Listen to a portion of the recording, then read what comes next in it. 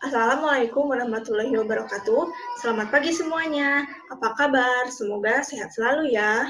Bertemu dengan kakak, Devi Asriani. Kali ini kita akan melanjutkan materi perkembangbiakan. Nah, kemarin adik-adik sudah belajar kan mengenai perkembangbiakan pada hewan. Kali ini kita akan belajar mengenai perkembangbiakan pada tumbuhan. Sebelumnya, apakah masih ada yang ingat apa sih berkembangbiak itu? Nah, jadi berkembang biak adalah proses makhluk hidup dalam memperbarui keturunannya untuk mempertahankan dan memelihara spesiesnya. Jadi, pada intinya, berkembang biak adalah memperbarui keturunannya dan bertujuan untuk memelihara spesiesnya. Perkembangbiakan pada tumbuhan ini terbagi menjadi dua, yaitu secara generatif dan secara vegetatif. Apakah teman-teman ada yang tahu apa itu perkembangbiakan tumbuhan secara generatif? Mari kita bahas ya. Perkembangbiakan tumbuhan secara generatif adalah perkembangbiakan tumbuhan yang terjadi melalui proses perkawinan atau penyerbukan. Nah, maka apakah teman-teman bisa menebak apa perkembangbiakan tumbuhan secara vegetatif? Iya, betul sekali, yaitu kebalikan dari perkembangbiakan tumbuhan secara generatif. Nah, yang artinya perkembangbiakan secara vegetatif adalah perkembangbiakan tumbuhan yang tidak melalui proses perkawinan atau penyerbukan. Sekarang kita bahas satu-satu ya. Yang pertama, kita akan membahas mengenai perkembangbiakan tumbuhan secara generatif. Perkembangbiakan generatif pada tumbuhan hanya bisa terjadi pada tumbuhan yang mempunyai alat perkembangbiakan generatif, yaitu kepala putik dan serbuk sari, di mana kepala putik adalah alat perkembangbiakan jantan dan serbuk sari adalah alat perkembangbiakan betina. Dalam hal ini, ada yang dinamakan dengan proses penyerbukan. Ada yang tahu proses penyerbukan itu seperti apa? Nah, jadi proses penyerbukan adalah proses jatuhnya atau menempelnya serbuk sari di kepala putik pada tumbuhan.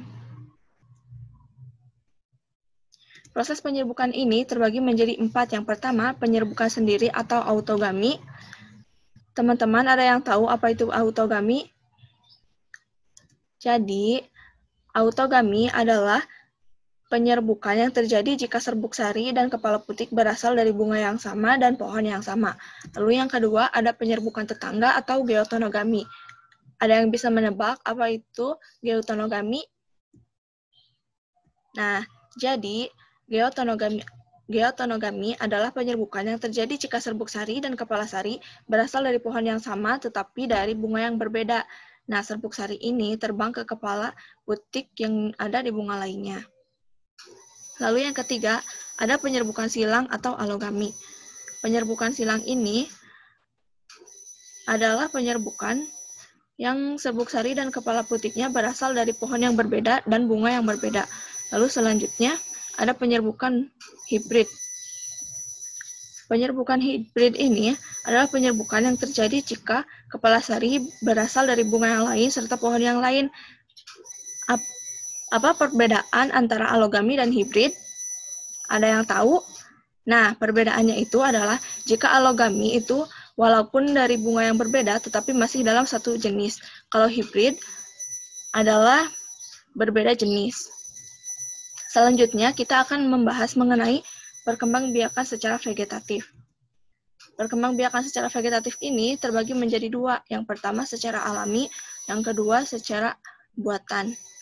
Teman-teman ada yang tahu secara alami itu maksudnya seperti apa sih? Nah, jadi maksudnya secara alami itu terjadi tanpa bantuan manusia atau tanpa campur tangan manusia. Sedangkan buatan terjadi dengan bantuan manusia atau adanya campur tangan manusia. Nah, di sini contohnya, perkembangbiakan vegetatif alami pada tumbuhan. Yang pertama ada tunas. Contohnya adalah pada pohon pisang. Lalu yang kedua ada spora. Yang ketiga ada akar tinggal atau rizoma. Contohnya itu adalah jahe. Lalu yang keempat ada geragi. Contohnya seperti stroberi. Dan yang kelima ada umbi. Umbi ini terbagi menjadi beberapa jenis, yaitu umbi batang. Contohnya seperti ubi. Lalu yang kedua ada umbi lapis, contohnya adalah bawang merah, bawang bombay, dan lain sebagainya. Lalu yang ketiga ada umbi akar, yaitu contohnya adalah singkong. Nah, selanjutnya ada perkembangbiakan vegetatif secara buatan, yaitu yang pertama ada mencangkok. Mencangkok ini contohnya seperti jambu air, sawo, dan mangga.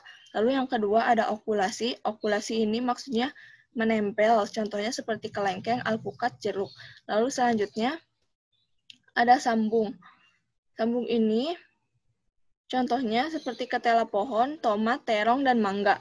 Lalu ada stek. Stek ini ada stek batang, stek daun, dan stek akar. Contohnya seperti pohon singkong, kaktus, dan jambu biji. Lalu yang terakhir ada merunduk. Merunduk contohnya seperti melati, sirih, dan anggur.